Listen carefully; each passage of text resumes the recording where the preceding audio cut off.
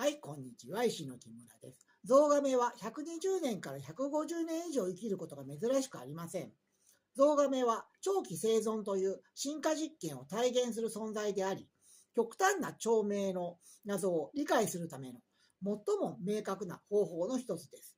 過去の研究でリクガメは脊椎動物の中でもトップクラスに低い老化速度を記録しており、比較的平坦なまま維持されていることが示されています。ゾウガメは代謝率が極めて低いため、活性酸素の生成量が少なく、酸化ストレスが少ないため、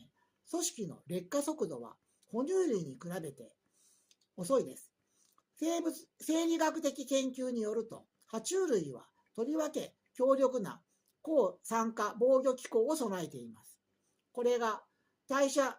損傷の蓄積を抑える主な要因である可能性が高いです。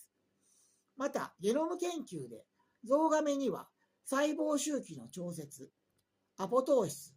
DNA 損傷応答について重複して関与する遺伝子があり、その結果、多層的な保護のバックアップが自然と備わっています。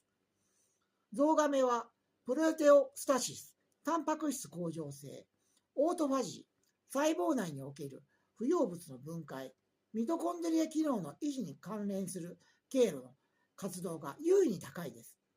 結果的にこれらの機構は高齢期に至るまで若々しい組織機能を維持するのに役立ちます。ゾウガメは老化プロセスを劇的に遅らせたいときに、どの生物学的経路を調整、強化、拡張すればよいかを教えてくれる生物と言えます。それではまた次の動画で会いましょう。